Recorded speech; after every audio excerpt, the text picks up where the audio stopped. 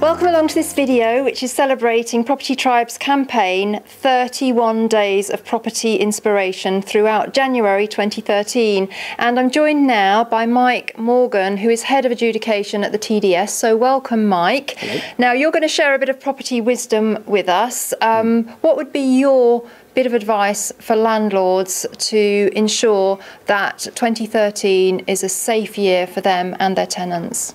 Well, I think I'd suggest that they concentrate on two things in particular.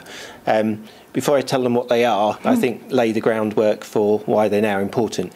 Certainly, what we've seen over the last year at TDS, perhaps a sign of the times, is tenants being much more vociferous in pursuing their deposits, understandably so, where they're justified in getting them back. But we do see much more contentious disputes.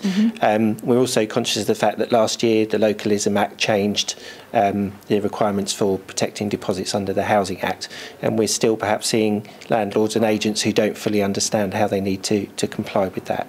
So I would say brush up on your awareness of the legislation in terms of protecting deposits, serving prescribed information, and also become a little bit more informed about the sorts of things that could go wrong at the end of your tenancy.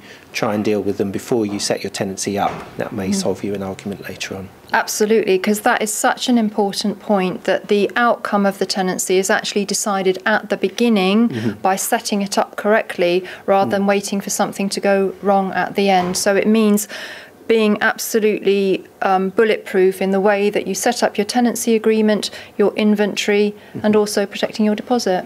That's absolutely right. And I'm always conscious of one case that I saw where a landlord didn't want to instruct a letting agent, didn't want to pay for an inventory clerk, did their own inventory and listed the property contents, but it was, for example, things like three-piece suite, table and chairs.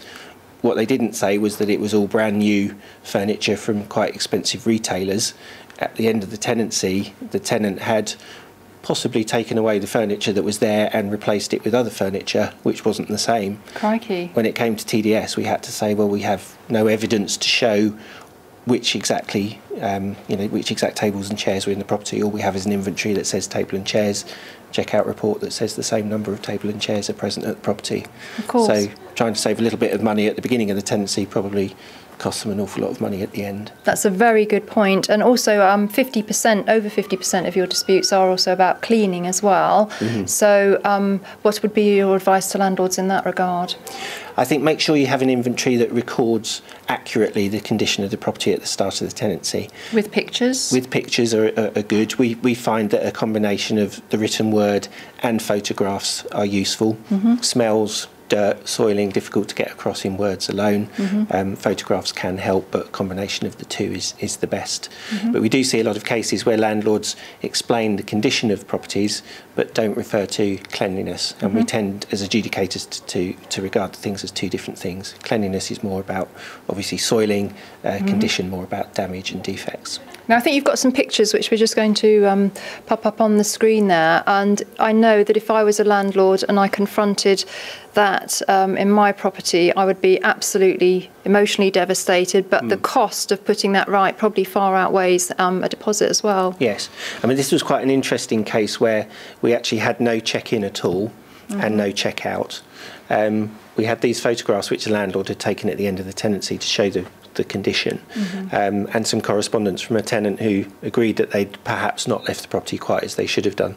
So in that case, because it was so extreme, we were still able to award the deposit to the landlord, because clearly no tenant would have moved into that property if it had been like that at its start, and there was some admission from the tenant that perhaps all was not well when they left. But that is an extreme case. Extreme case.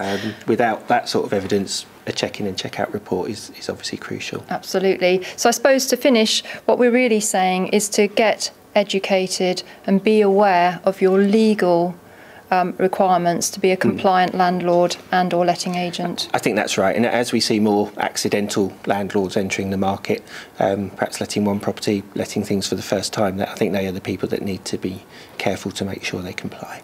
Well, thank you very much for talking to us, Mike, and for engaging with our community in this way through the video. We really appreciate it, and may I wish you a very happy new year too. You too, thank you very much. Thanks for talking to us.